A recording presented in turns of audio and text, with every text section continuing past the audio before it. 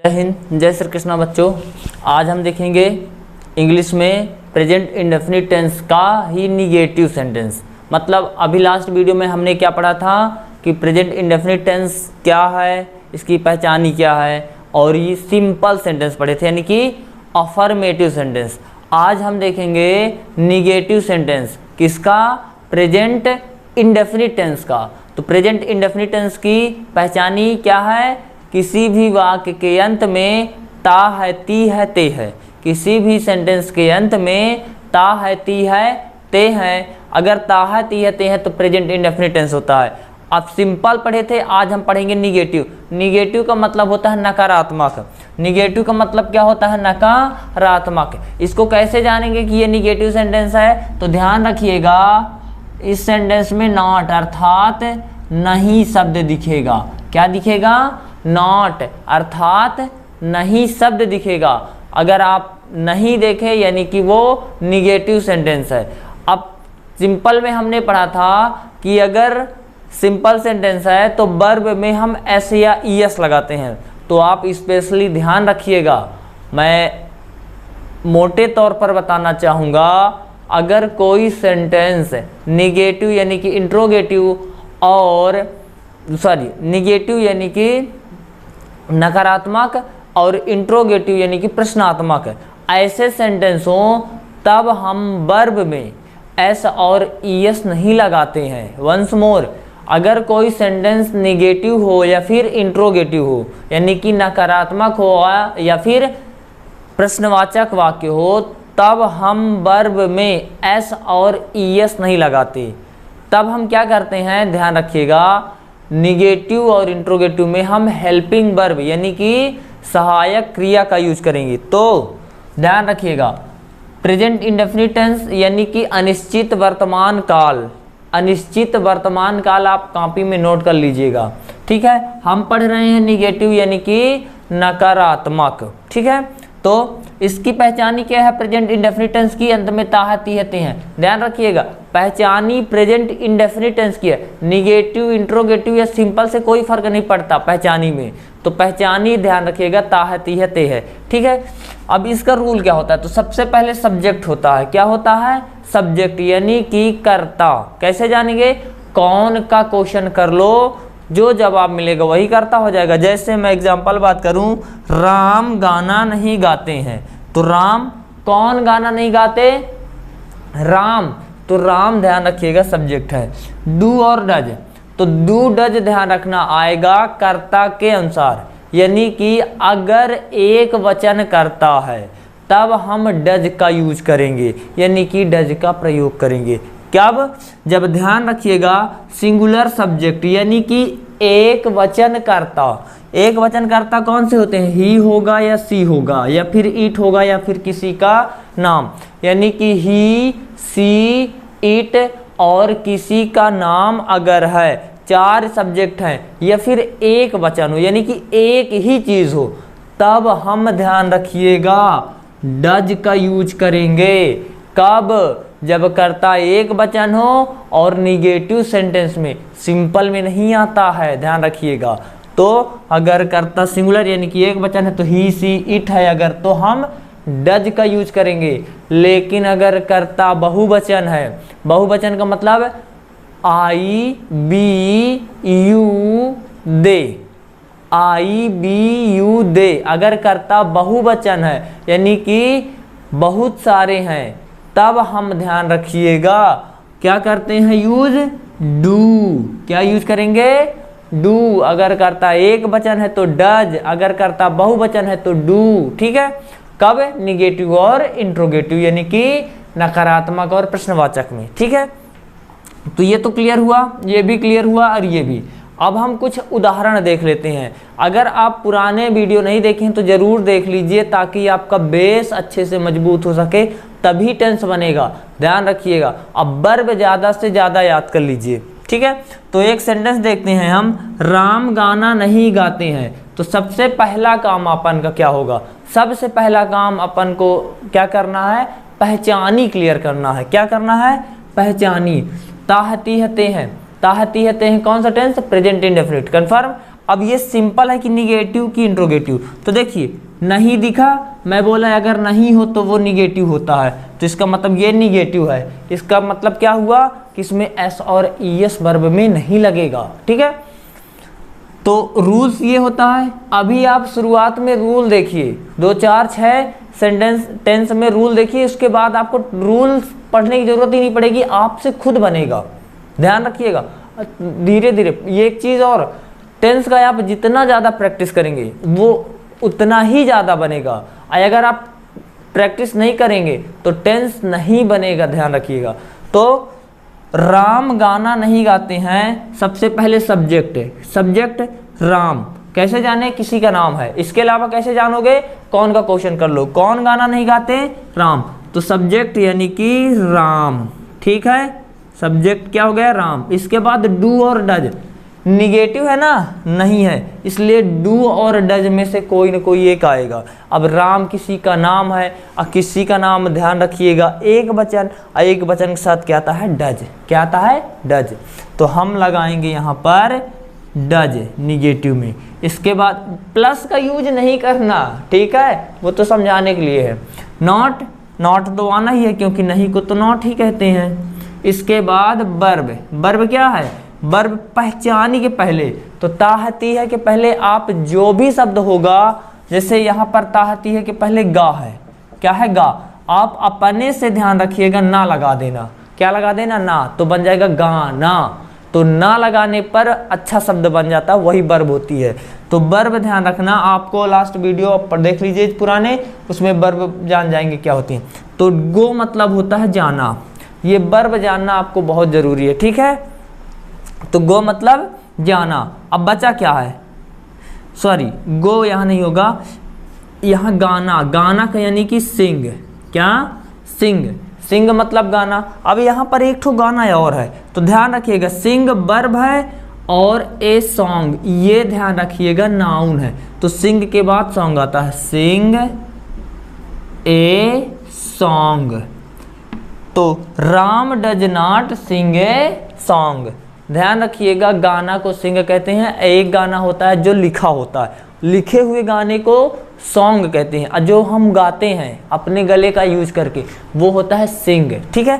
तो Ram does not sing a song, तो जो वर्ब जो पहचानी है, पहचानी के तुरंत पहले जाओ, जो शब्द मिले उसमें ना लगा दो, तो क्या बन गया, गाना, सिंग मतलब गाना, ठीक है। दूसरा देखते हैं, वे बाजार नहीं जाते हैं, क्या, वे बाजार नहीं जाते। सबसे पहला काम अपन का क्या होगा, पहचानी, क्या, पहचानी। ते हैं, ता है, ती है, ते हैं, ताहा ती है, ते हैं, present indefinite, clear, present indefinite. इसके बाद ये सिंपल है कि निगेटिव, निगेटिव है क्योंकि नहीं है, निगेटिव क्योंकि नहीं है। तो रूल क्या होता है, सबसे पहले सब्जेक्ट, कौन बाजार नहीं जाते, वे, कौन, वे, तो बन जाएगा दे, अंग्रेजी में वे को क्या कहते हैं, दे, ये सब्जेक्ट है। इसके बाद डू या डज, तो बताइए दे एक वचन है कि बहुवचन, अपने से बताइए, बहुवचन है, क्यों, क्योंकि plural I we you they बहुवचन, दे बहुवचन तो डू आएगा, क्या आएगा, डू। नहीं, नॉट तो आना ही आना है क्योंकि निगेटिव सेंटेंस है, तो डू नॉट। इसके बाद वर्ब, पहचानी के तुरंत पहले जो भी शब्द होगा उसमें ना लगा देना, तो ते के पहले जा, जा में लगा देंगे ना, जा में लगा देंगे ना, तो जाना, जाना को क्या कहते हैं, go. Second form went, third form gone, ठीक है। तो क्या आएगा, गो, इसमें एस ए आई एस नहीं लगेगा, क्यों, क्योंकि निगेटिव है। इसके बाद कुछ बचा है, देखो बाजार, तो आप किधर भी जाओ, मंदिर जाओ, गो टू टेम्पल, स्कूल जा रहे हो, गो टू स्कूल, घर जा रहे हो, गो टू हाउस, ठीक है ना। इसी तरह बाजार जा रहे हो तो go to market, to market, ये। तो they do not go to market, the नहीं लगाते हैं, ठीक है। नेक्स्ट, आप अंग्रेजी नहीं पढ़ते हैं, आप अंग्रेजी नहीं पढ़ते, इसका ट्रांसलेशन करते हैं। तो सबसे पहले पहचानी अंत में ते है, तो ता है, ती है, ते है, प्रेजेंट इंडेफिनिट। सिंपल है कि निगेटिव, निगेटिव है क्योंकि नहीं है, ठीक है। तो निगेटिव है, तो आगे बढ़ते हैं। सबसे पहले सब्जेक्ट, कौन अंग्रेजी नहीं पढ़ते हैं, आप, यानी कि यू, और यू देखिए बहुवचन है, बहुवचन के साथ क्या आता है, डू, तो डू या डज में से कोई ना कोई आएगा, तो यू बहुवचन है तो क्या आएगा, डू। You do. अब देखो नॉट तो आना ही है क्योंकि नहीं के लिए तो नॉट आएगा। You do not. अब वर्ब, वर्ब कहाँ होती है? पहचानी के पहले। तो पहचानी क्या है?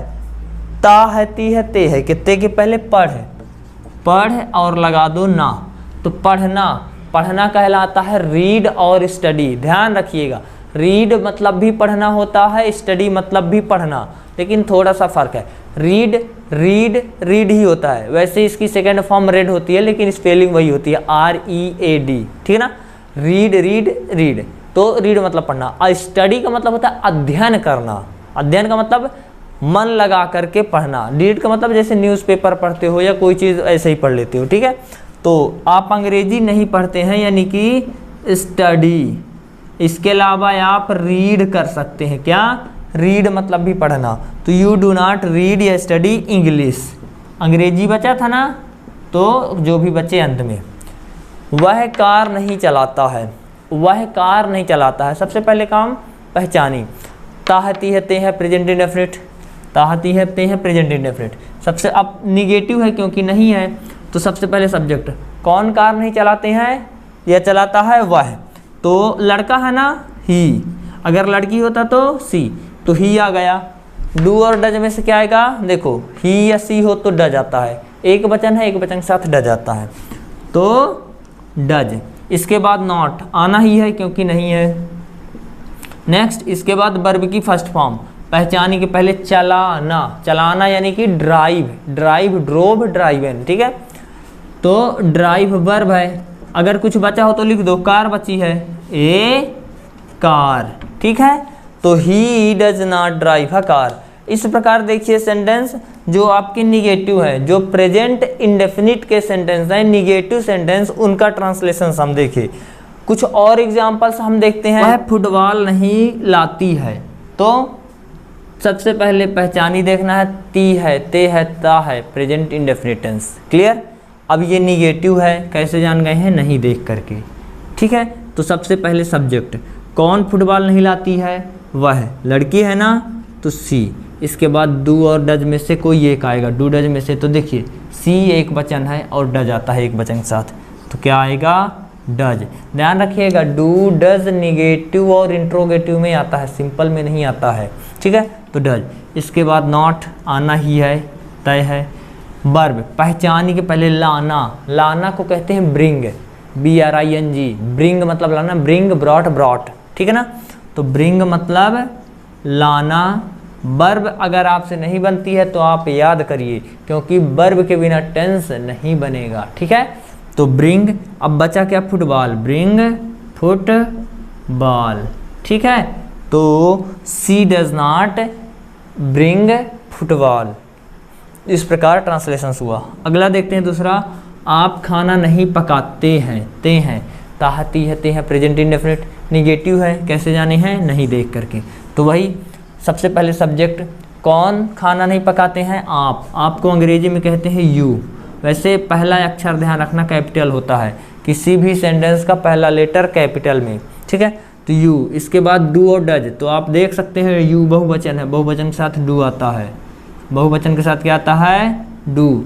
नॉट तो आना ही है, नहीं है तो नॉट आना ही पड़ेगा, ठीक है। इसके बाद ऑब्जेक्ट, देखो वो वर्ब। वर्ब क्या है? पकाना। ताहती है के पहले पकाना, पकाना, कुक। कुक मतलब पकाना, कुक मतलब पकाना, ठीक है। अब कुछ बचा है खाना, तो cook food, cook food, food मतलब खाना। तो you do not cook food. और देखते हैं, रीना आम नहीं तोड़ती है। रीना आम नहीं तोड़ती है में पहचानी ती है। ताहती है, ते है, प्रेजेंट इंडेफिनिट टेंस होता है। ताहती है, ते है में प्रेजेंट इंडेफिनिट टेंस होता है, ठीक है। तो देखिए सबसे पहले रीना आम नहीं तोड़ती, तो निगेटिव है। कौन नहीं तोड़ती आम? रीना। सब्जेक्ट मिल गया रीना। इसके बाद डू और डज में से कोई एक आएगा, तो रीना किसी का नाम, किसी का नाम ध्यान रखना एक वचन, तो क्या आएगा? डज, ठीक है। रीना किसी का नाम है, डज। इसके बाद नॉट, नॉट आना ही आना है, नहीं के लिए। इसके बाद वर्ब, पहचाने के पहले तोड़ना, ब्रेक मतलब ध्यान रखना तोड़ना होता है, एक प्लक होता है, प्लक मतलब भी तोड़ना। तो यहाँ आम तोड़ना प्लक कहलाता है। क्या कहलाता है? प्लक। कोई चीज़ मुलायम हो, नाजुक हो, कोमल हो, तो ऐसी चीज़ों को तोड़ने के लिए प्लक करते हैं, और कठोर चीज़ों को तोड़ने के लिए ब्रेक करते हैं। ठीक है, तो प्लक। अब बचा क्या है? देखो आम। तो रीना नहीं तोड़ती है, बच गया। आम है तो आम बचा है, तो आम को क्या कहते हैं? Pluck mango. क्या? Pluck mango. ठीक है, ये हो गया। अब एक और बचा है, लोग शोर नहीं मचाते हैं। तो ताहती है प्रेजेंट इंडेफिनिट, निगेटिव है तो नहीं है तो निगेटिव है। ठीक है, इसके बाद सबसे पहले सब्जेक्ट, कौन शोर नहीं मचाते? लोग। लोग को कहते हैं पीपल। अब ये हमेशा ध्यान रखना बहुवचन होता है, क्योंकि एक से अधिक की बात हो रही है, लोगों की। बहुवचन है तो बहुवचन है तो डू। क्या? डू। और नॉट, नॉट तो आएगा ही आएगा, डू डज के बाद नॉट। वर्ब पहचानी के पहले, ताहती के पहले मचाना। मचाना का मतलब यहाँ पर ध्यान रखिएगा, शोर मचाना पूरा होता है मेक अ नॉइस। शोर मचाने को मेक अ नॉइस कहते हैं। ठीक है ना? Do not make a noise. ठीक है, तो इस प्रकार आपकी ये कुछ ट्रांसलेशंस हो गए निगेटिव में प्रेजेंट इंडेफिनिट के। तो मैं आशा करता हूँ कि आप लोगों को यह वीडियो पसंद आया होगा। अगर पसंद आया है तो आप लाइक, शेयर और सब्सक्राइब ज़रूर करिए, ताकि हम मोटिवेट हो सकें और अच्छे वीडियो बना सकें। Thank you so much.